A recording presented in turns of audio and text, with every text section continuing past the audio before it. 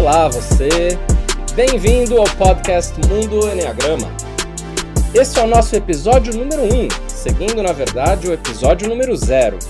Eu sou Urânio Paes, sócio fundador da Chestnut Pies Enneagram Academy, a CP Enneagram, nossa academia de Enneagrama. E no episódio de hoje falaremos sobre os 9 tipos. Afinal de contas, precisamos começar por aí. Enneagrama é 9, Ennea 9 do grego, e gramos é desenho ou figura, que tem a ver com o diagrama do Enneagrama, que é um diagrama específico com 9 pontas, tocando a circunferência. Um dia aqui no podcast falaremos mais disso, da geometria do Enneagrama. Mas afinal de contas, o que é o tipo no Enneagrama? Tipo tem a ver com o perfil, tem a ver com a personalidade, tem a ver com as nossas tendências, tem a ver também com como a gente aparece no mundo e como a gente se sente por dentro. Porque uma das características que diferenciam o Enneagrama de outros sistemas é que ele fala mais da nossa experiência interior, das motivações por detrás dos comportamentos. O Enneagrama não é uma teoria de traços comportamentais, como outras que existem. O Enneagrama é mais do que isso, uma forma de entender o porquê agimos como agimos, e sentimos como sentimos, e pensamos o que pensamos.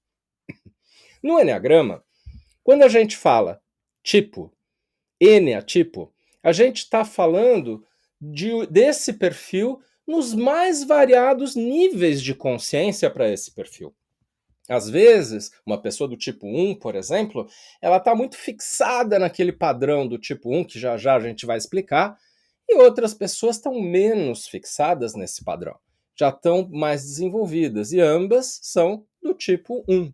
Então, quando falamos tipo, a gente não sabe ainda qual é o nível de desenvolvimento da pessoa. E, portanto, duas pessoas do mesmo tipo podem ser profundamente diferentes ou até opostas no que experimentam no dia a dia e o que elas sentem, como se mostram no mundo, se os níveis de consciência forem diferentes. Isso é uma coisa importante para se saber.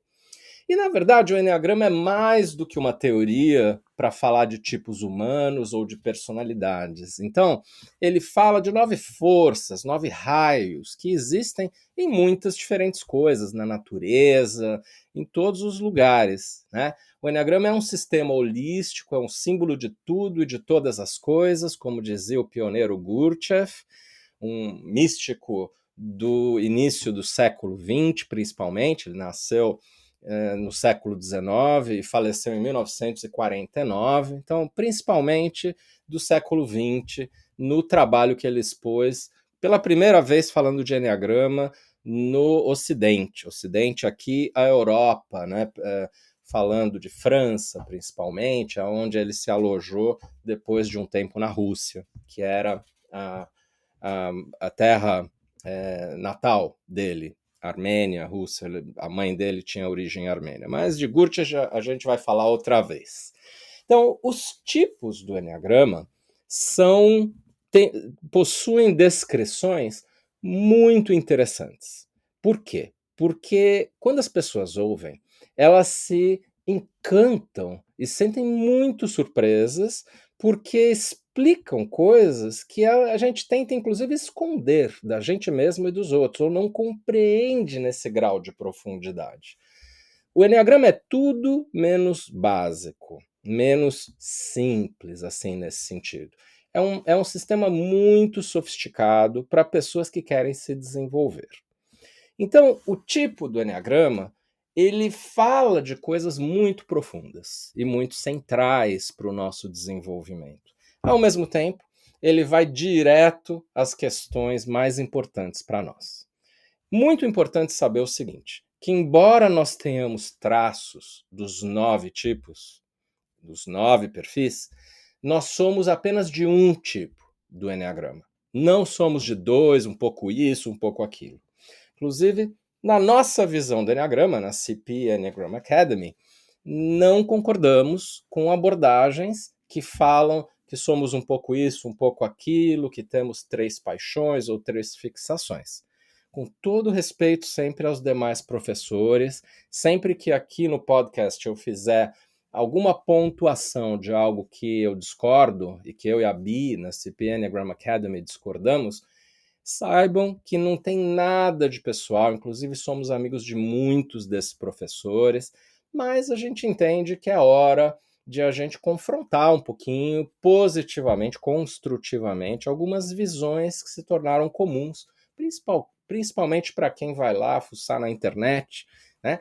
Então, nós não concordamos que a gente é um pouco de vários, ou que tem dois ou três que nos definem. Não.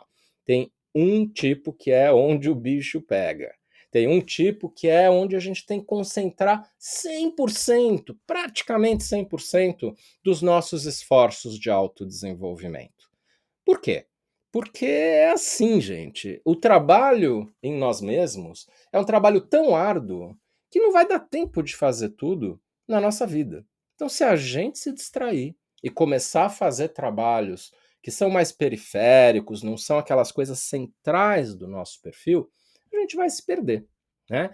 Então, concentre-se, tenha foco. E, na verdade, tem algumas coisas centrais dentro do que chamamos de personalidade, que é uma dimensão de consciência limitada dentro do conceito de tipo.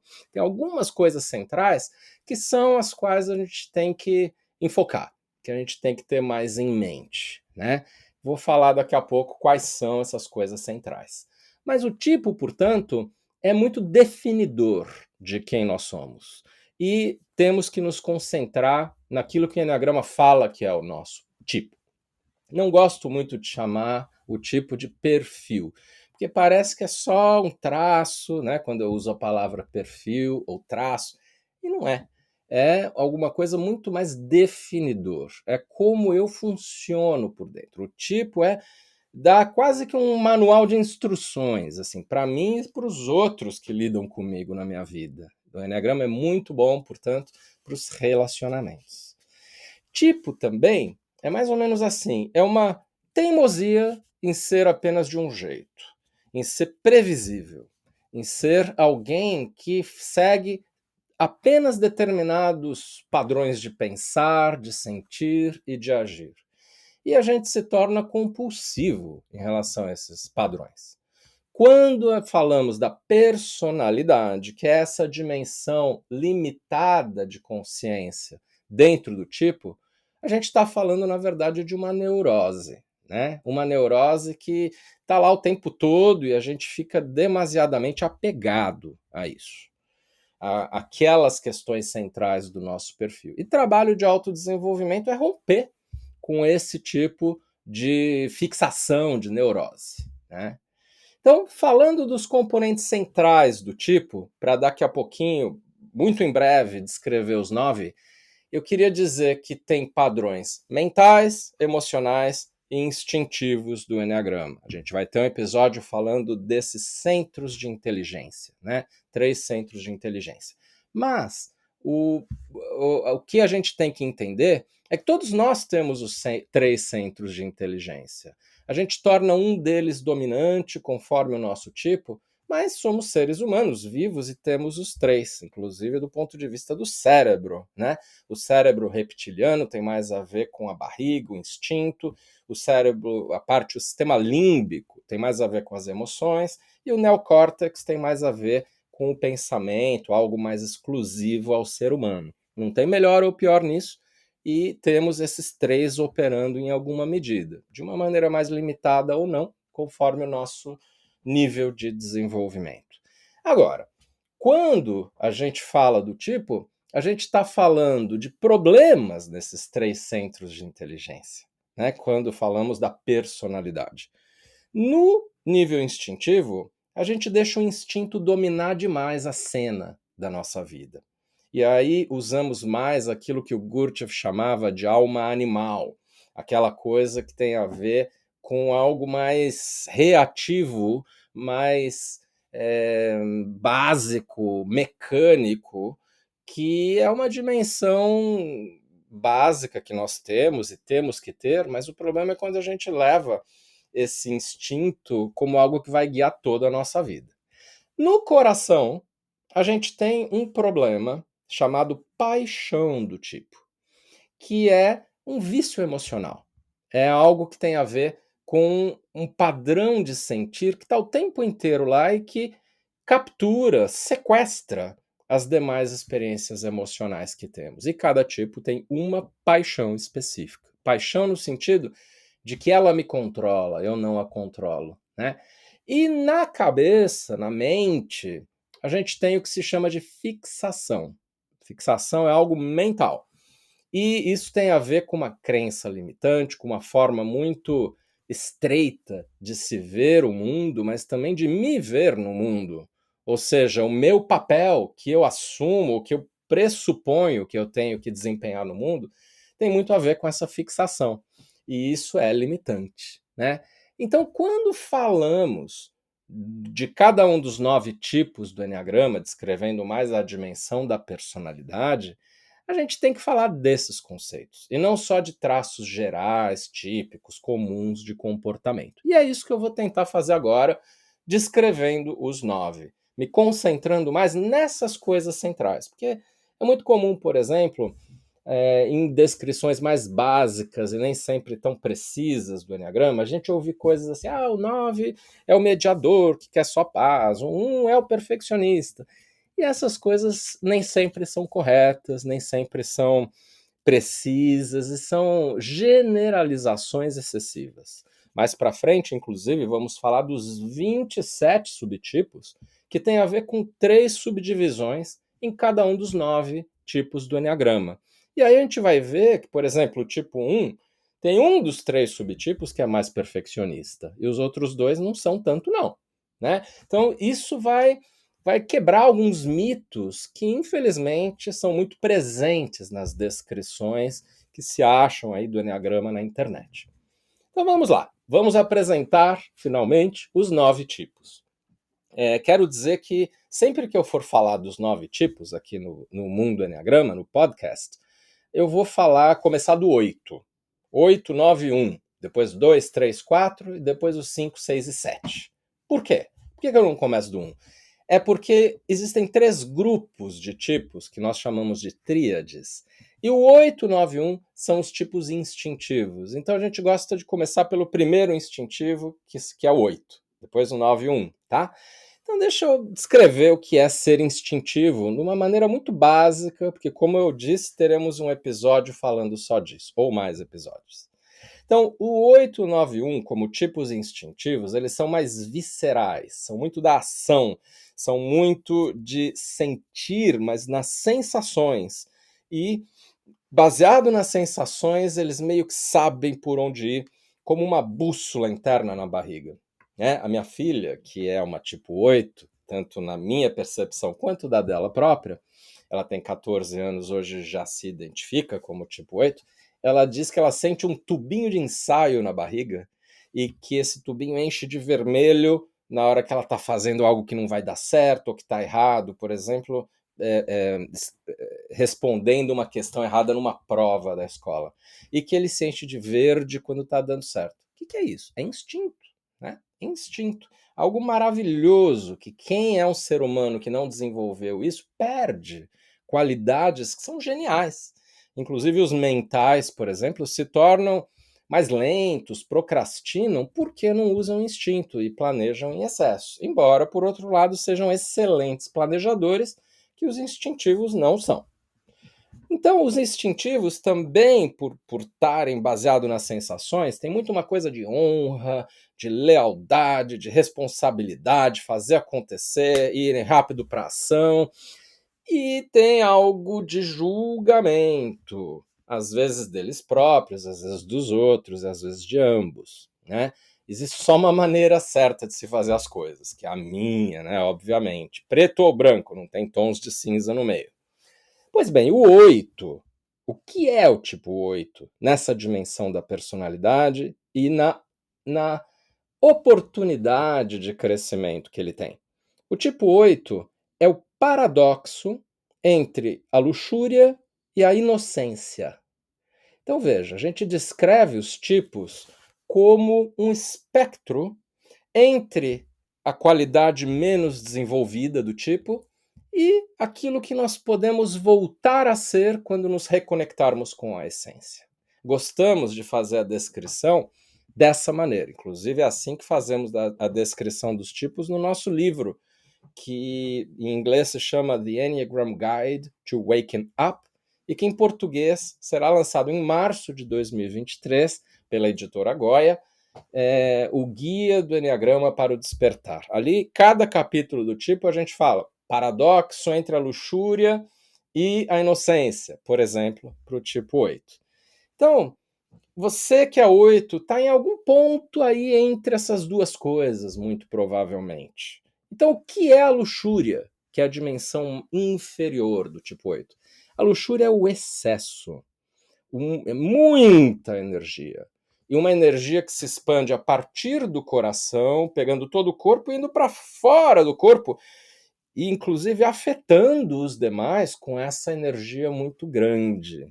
E essa energia muito grande de querer ser maior do que o mundo, muito intenso, é algo que faz o 8 não medir palavras, em geral, ou de ser exagerado nas coisas. Minha filha, por exemplo, ela sempre fala assim, eu odeio isso, eu amo isso, e dificilmente ela fala, eu gosto, né? Porque é difícil para o 8 ter o meio termo. Né? Inclusive, eu adoro que ela vira para mim e fala assim, hoje foi o melhor dia da escola que eu já tive. A única coisa é que acontece isso toda semana, né? O melhor dia. Então, os 8 são intensos, eles são muito da luxúria. Luxúria é excesso. Essas palavras, que são as paixões dos tipos, foram muito distorcidas ao longo do tempo. Por exemplo, luxúria acabou sendo associado só a algo de sexo. E não é. Luxúria é excesso de todo e qualquer tipo. Às vezes, muita energia, voz alta, ou não dormir nada, ou dormir tudo, ou exagerar na forma de agir, ter impulsividade, né, que é algo também típico dos 8. E os 8, eles falam bastante não, vão contra, e não tem muito problema em se engajarem em conflitos, por conta dessa luxúria, que é uma energia assim. Inclusive o lado mental, que eu não vou abordar muito aqui, faz os 8 quererem corrigir as injustiças o tempo inteiro, e por essa razão eles falam não, vão contra, tentam restituir a justiça a eles próprios, né? Mas na luxúria, o 8 está no padrão ainda limitado de consciência. E o outro lado, quando o 8 se desenvolve, nesse paradoxo, que todos nós somos, se chama inocência, que é uma leveza, uma suavidade do coração, com uma sensibilidade muito, muito aguçada, inclusive do meu impacto sobre os outros, né? Que é algo que em luxúria os 8 não conseguem ter muito, eles não leem nas entrelinhas, até se surpreendem quando descobrem que tem um impacto forte nas demais pessoas. Então a inocência é para onde está indo, né? E se investir em autodesenvolvimento. E já a luxúria, como padrão da personalidade, é algo que tem a ver com da onde estamos partindo. E essa é a jornada do tipo 8, é assim que eu quero descrever o tipo 8. Quem é o tipo 9? O segundo dos tipos instintivos aqui. O tipo 9 é o paradoxo entre o que o Enneagrama chama de preguiça e a virtude, que é essa dimensão superior, chamada ação certa. O que é preguiça? Esse é um conceito muito pouco entendido, em geral, pelos alunos de Enneagrama. Preguiça é toda a ação do mundo, menos a certa. Menos aquela que é mais importante. A preguiça tem a ver com eu deixar de lado aquele meu papel mais fundamental de transformação das coisas e me deixar de lado. Me deixar de lado no sentido de não lembrar de mim, autoesquecimento, esquecimento das minhas verdadeiras prioridades e quase que esquecendo do quanto eu sou capaz, né? E em preguiça, o 9 quase que se anestesia, se amortece ao ter que fazer algo que é mais fundamental. Então, preguiça é uma diminuição da energia. É algo que tem a ver com, na hora em que eu preciso fazer algo fundamental e que vai transformar coisas para mim ou para o todo, vem essa baixa de energia que não me deixa fazer, que me finca os pés no chão, assim, do jeito não bom, do jeito ruim, e que me deixa teimoso, cansado e que me afasta de ser mais decisivo. E quando o 9 se desenvolve de várias maneiras, sempre passando por voltar para ele próprio, se reenergizar, sentindo uma vibração dentro dele e sem que sinta isso como desconfortável, sentindo isso como energia, aí ele entra mais em contato com o tempo, com a virtude chamada ação certa. Que é o quê? É fazer aquela uma coisa que vai fazer toda a diferença. Não todas as ações do mundo, mas aquela que é fundamental. Sendo cirúrgico, decisivo e muito forte nessa ação central. Então esse é o tipo 9 nessas diferentes dimensões de consciência, falando um pouco aí dos caminhos de desenvolvimento dos perfis. E aqui é o seguinte, todos os tipos do Enneagrama têm alguma experiência, mesmo que pouca, mais próxima dessa virtude. Né? Ao longo da vida a gente acessa um pouquinho, pelo menos, essa virtude, embora, infelizmente, a grande maioria de nós viva mais ou quase que exclusivamente na dimensão da personalidade. De novo, o Enneagrama é um mapa de desenvolvimento da consciência e, nesse sentido aqui dessas descrições, como saímos da personalidade e podemos nos enraizar um pouquinho mais, cristalizar o nosso ser um pouco mais nessa dimensão superior que é a virtude. Né? Aqui é a transformação emocional, tá? Que a gente está abordando para definir os tipos. Do vício para a virtude, como se fala, por exemplo, no cristianismo mais místico, esotérico ou contemplativo. Vício para a virtude. Tipo 1. O tipo 1 é a paixão da ira e a virtude da serenidade. Sempre a virtude é o oposto da paixão. Então, tipo 1 é o paradoxo entre ira e serenidade. O que é isso? Na ira, que infelizmente é o estado mais típico dos uns, o 1 fica emburrecido e ele fica irritado por dentro, com muitas diferentes coisas, tendo esse traço um pouco mais de achar que tem uma forma certa e que a vida, os outros, não estão realmente seguindo isso e que então está tudo errado e fica assim com essa raiva. Mas não é uma raiva que é manifesta de uma maneira tão clara como os 8 fazem. É uma raiva mais reprimida, no sentido de ser contida, represada aqui dentro deles. E isso é a ira. É uma raiva que não sai, mas que é muito forte. Aliás, a raiva que existe para o 8, para o 9 e 1 são mais ou menos do mesmo tamanho. E tem mais raiva do que os outros 6 tipos, tá? A diferença é que o 8 externaliza a raiva, o 9 finge que a raiva não existe, e o 1 internaliza a raiva e vira um vulcão ou uma panela de pressão que pode explodir, né? Alguma vez. Então, o 1 com a ira, ele se torna assim menos compreensivo, muito crítico, só que acima de tudo ele é autocrítico. Varia um pouco conforme o subtipo aqui, o quanto ele é crítico ou autocrítico. Mas todo um é, em geral, bem mais autocrítico do que a média, tá? E quando um se transforma, ele chega mais perto de uma calma emocional, de um balanço, um equilíbrio, que se chama serenidade. É um estado do coração de uma alegria interna, que não é nem alegria, é uma felicidade interior de paz, de relaxamento, no qual ele vê tudo certo como está agora e ele consegue se contentar com o que está presente, sendo ele mesmo, os outros, e tem muita aceitação nesse estado da serenidade. É um estado de grande paz. Então veja aí, O 1 tem o caminho da irritação para a paz interior. Por isso que é tão importante o relaxamento, se você for 1.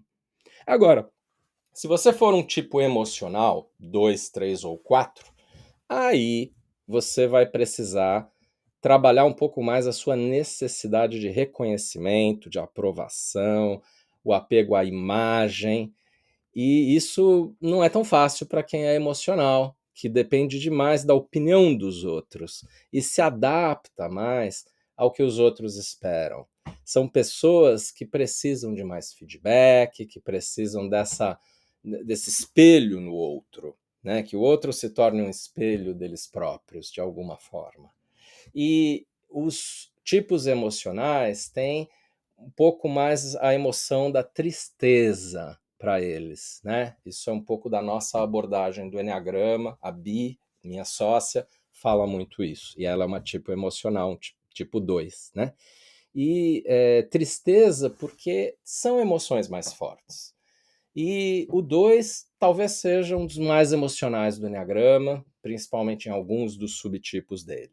O 2 é o paradoxo entre o orgulho e a humildade. Vejam aí que a virtude é sempre o oposto, né, da paixão. Então a paixão para o 2 é o orgulho, a virtude é a humildade. Então no orgulho, o 2 não sabe pedir ajuda, ele faz em excesso pelos outros se sentindo importante, mas mais do que se definir por fazer pelos outros, de ser o ajudador, o que define o 2 é precisar que os outros gostem dele e ter, via orgulho, uma percepção emocional de que eles são capazes de fazer todo mundo gostarem deles. E dentro dessa estratégia um pouco camaleônica, que o 3 também tem, de se transformar naquilo que o outro deseja, ou valoriza, ou gosta, e adquirir gostos, por exemplo, que os outros têm para conseguir ser mais próximo e tudo mais. Então o 2 tem no orgulho também a tendência de não ver as próprias necessidades, tanto quanto ele vê as necessidades dos outros. Ele mapeia essas necessidades dos outros, né? Querendo ser especial para o outro, não só importante, especial. E aí sentem com profundidade essa alegria imensa de serem especiais. Isso é o veneno da paixão, né, específica do tipo 2. E a humildade, na outra ponta, é essa capacidade de nos sentirmos menos relevantes nos quadros todos da vida, menos centrais e não precisar ser especial o tempo todo e equilibrar as coisas para os outros e para mim. Inclusive falar assim, eu tenho necessidades, eu estou cansado e agora eu vou ter limites em relação aos outros, né? Não vou ficar só vivendo a vida dos outros. O tipo 3 do Eneagrama nem parece muito emocional às vezes. Muitas vezes parece, mas em outras não, porque ele é muito de ação, ele sai fazendo dentro de uma crença de que ele só vai ser alguém pelo que ele faz e não por quem ele é. Mas a experiência interior do 3 é sim de ser profundamente emocional, como um tipo emocional do Eneagrama. O que acontece é que o 3 tenta o tempo todo afastar essas emoções para performar. Então, a paixão aqui é o auto-engano e a virtude se chama veracidade. A gente vai explicar em outros episódios mais tudo isso. Então, o que é uma definição básica aqui disso? Bem, o tipo 3, no auto-engano, ele sente o que o outro deseja que ele seja e se camufla ou se altera que nem um camaleão para ser isso. É algo semelhante ao que o 2 faz, apenas que para o 2 isso acontece com uma estratégia mental, enquanto para o 3 é uma função do coração, é automático, ele nem nota o que está fazendo e ele só sente mesmo e muda, né? Então ele muda conforme o ambiente, conforme as pessoas que estão ao redor. E esse auto-engano faz ele se transformar naquilo que ele não é, como se virasse o personagem que ele está incorporando. Ou seja, eu sou um ator desenvolvendo personagens ao longo da vida que não são o que eu verdadeiramente sou e que se confunde com o próprio personagem, né? E aí, em essência, vem o contrário, que é a veracidade. É a vontade do coração maior de ser apenas o que se é, e não algo diferente disso. Então, nesse espectro, o 3 precisa buscar mais sinceridade, mais capacidade de olhar para dentro e não se transformar, e de entrar em contato com quem ele verdadeiramente é, o que é especialmente difícil para um 3, né, que se identifica com esses protótipos aí esperados pela sociedade, pelos outros, e aí varia também conforme o subtipo. O tipo 4 é uma pessoa que tem essa tendência de buscar sempre o que está faltando, de se decepcionar com o que está presente e valorizar excessivamente o que está ausente. E aí se comparar demais com as demais pessoas, achando que o outro tem o que ele não tem. E tentar pôr assim dentro do coração essa experiência do outro, ou as emoções do outro, senti-las como minhas, né? Por isso que o paradoxo aqui é entre a inveja e a equanimidade, que são opostos entre si. A inveja tem a ver com comparação, com querer aquilo que é do outro. E já a equanimidade é equilíbrio, é algo de balanço no coração, em que eu estou calmo, eu não estou intensificando as minhas emoções, porque o 4 na personalidade, na maior parte do tempo, intensifica demais as emoções e se torna até dramático. Ele é uma pessoa muito emocional, que pode mudar de astral com muita frequência, embora isso varie um pouco também conforme o subtipo. E os subtipos do 4 são especialmente interessantes. Mas, por fim, o 4 como tipo tem a necessidade de se desenvolver valorizando o que ele já tem, quem ele é, o presente, né? Ao invés de ser nostálgico em relação ao passado ou idealista em relação ao futuro, vendo o presente em preto e branco. Ou seja, valorizar o que aqui está. E os mentais, para terminar? Bem, os mentais 5, 6 e 7 são tipos muito dedicados a planejamento, análise, a antecipar o que está por vir, com uma certa intolerância em relação às incertezas, buscando certezas, mapeando tudo, escaneando as coisas, por conta de uma emoção chamada medo. Então, raiva para os instintivos, tristeza para os emocionais e medo para os mentais. Esse medo tem a ver com medos maiores, né? Medo dessa incerteza, da falta de previsibilidade, não é um medinho qualquer. Então, quando falamos de medo, a gente precisa entender que isso está por detrás daquilo que os mentais fazem, excessivamente, às vezes, de planejamento, análise, observação, e aí usam excessivamente a cabeça, né? Se tornam muito competentes nessa coisa de ligar pontos, de ver as coisas de maneira mais ampla, a foto grande, né, como falamos, mas também às vezes têm dificuldade de ir para ação e aí pensam sobre emoções, né, ao invés de se emocionarem. Então, e o 5? Como é nisso? Esse é o meu tipo, tá? Então, o 5 tem o paradoxo entre a avareza e o não apego, paixão e virtude, respectivamente. O que é a paixão da avareza? É um fechamento do coração para o dar e para o receber, acumulando coisas aqui dentro e fechando o coração. A avareza é também, sim, uma certa falta de generosidade, que pode acontecer com os 5 na medida em que eles não ficam tão disponíveis para os outros, né? E não são conhecidos exatamente por serem as pessoas que estão mais ali quando o outro está buscando. Eles são extremamente generosos no timing deles, né? No que eles querem fazer, no quando e como, mas não necessariamente do jeito do outro. Então, o 5, inclusive, ele tenta controlar demais o próprio tempo, espaço, e aí tem a ver com a dimensão mental, que a gente chama de mesquinhez, né? A fixação do 5. Mas o paradoxo que eu quero abordar aqui para definir o 5 é entre a paixão da avareza, esse fechamento emocional, e a virtude chamada não apego.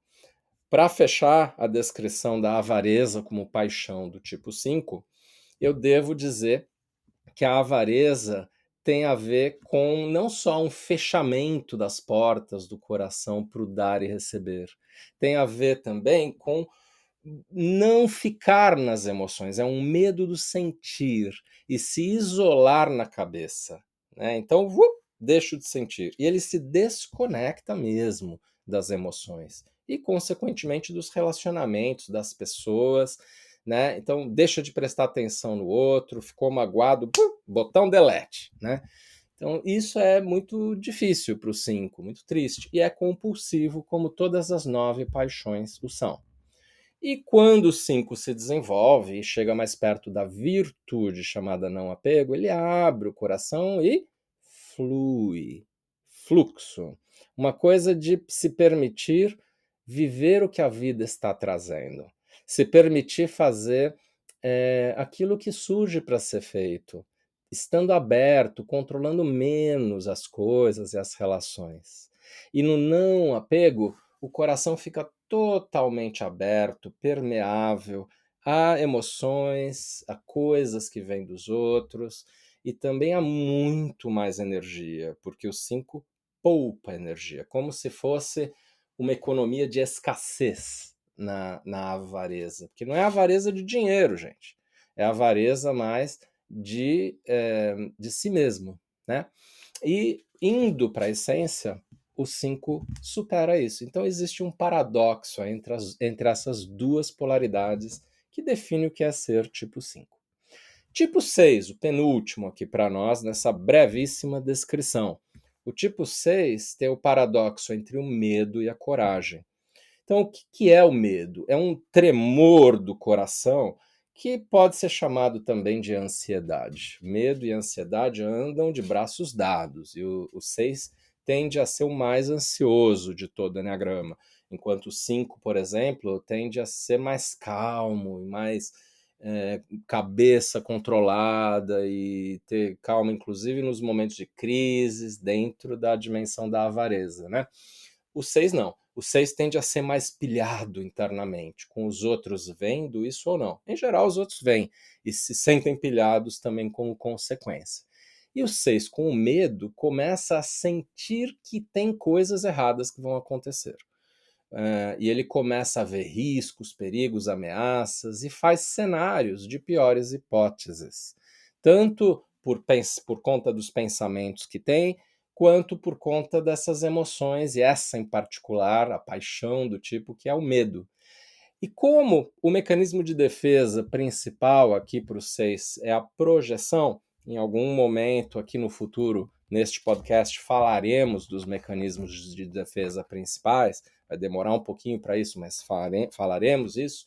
Então, esse medo é projetado lá fora, e eu acho que a pessoa que não é confiável, a situação é que é perigosa, ou que o pior vai acontecer, né?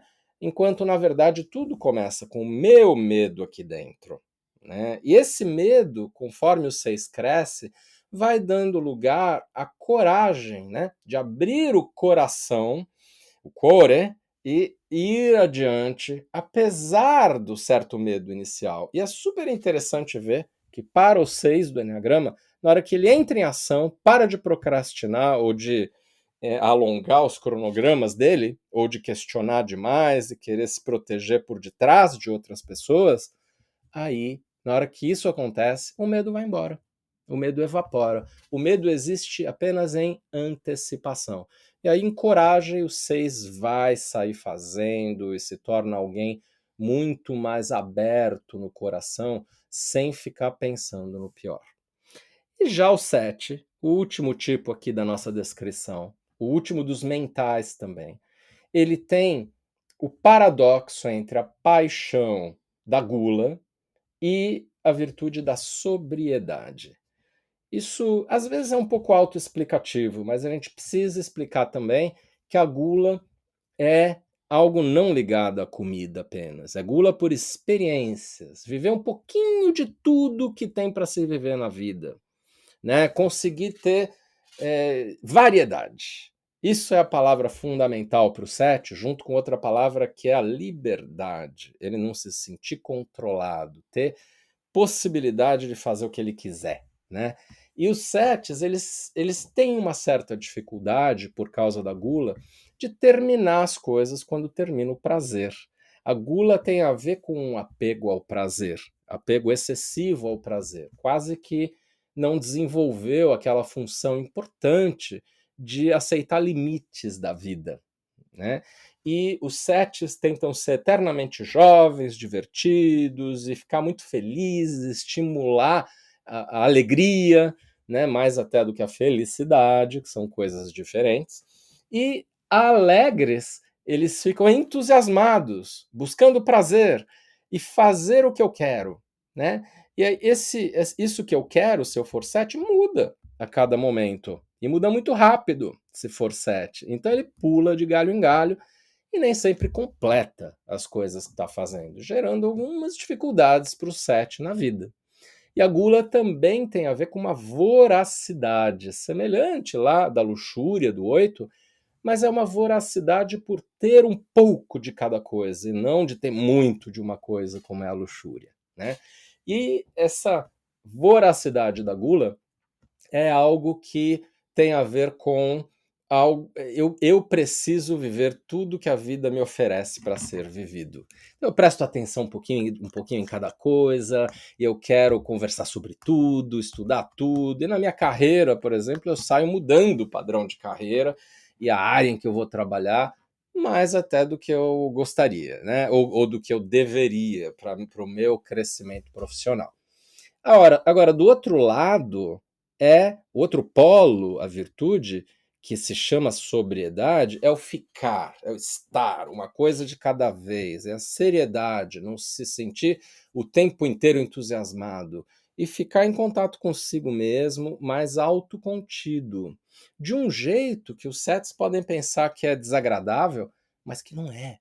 Na verdade, é muito prazeroso, porque tem a ver com uma tendência de se acalmar. Então, é saber trocar a experiência de entusiasmo ligada à gula por uma experiência de paz interior e equilíbrio e muito mais relaxamento ligada à sobriedade. A sobriedade também tem a ver com falar não para determinadas coisas e determinadas portas e janelas abertas que os 7 quase sempre têm. E por fim, a gula dando espaço para a sobriedade faz com que os 7 amadureçam, se tornem um pouco mais adultos na vida, né? E assim são os 9 tipos do Eneagrama. Eu espero que vocês tenham gostado dessa descrição, tenham aproveitado, ou como primeira descrição que vocês estão ouvindo num contato inicial com o Eneagrama, ou como uma descrição um pouquinho mais, um pouquinho diferente das que você já ouviu antes, né? Sobre os 9 tipos. Em breve, no episódio que vem, na verdade, falaremos sobre como identificar o seu próprio tipo no Eneagrama. Mas talvez você já tenha conseguido baseado nesta descrição. Então, muito obrigado pelo seu prestígio ao nosso trabalho aqui no Mundo Eneagrama. E um obrigado ainda mais especial a nossos alunos, aos nossos membros da CP Online, os assinantes do nosso portal. O Mundo Eneagrama é um podcast semanal para quem quer se conhecer a sério e se desenvolver de verdade, e usar o Eneagrama na sua dimensão mais profunda. Assine o Mundo Eneagrama, o podcast, na Apple Podcasts, siga-nos no Spotify ou na Amazon, adicione o Mundo Eneagrama como favorito no Deezer, ou inscreva-se no Castbox ou no Google Podcasts. E visite-nos no nosso site, que é o CP Enneagram, 2 N's, Enneagram.com. e sem o A no final, .com.br. Você vai poder me ver em vídeo, não só em áudio, e basta para isso acessar aqui a nossa página, nosso canal em português no YouTube, que é CP Enneagram BR, tá?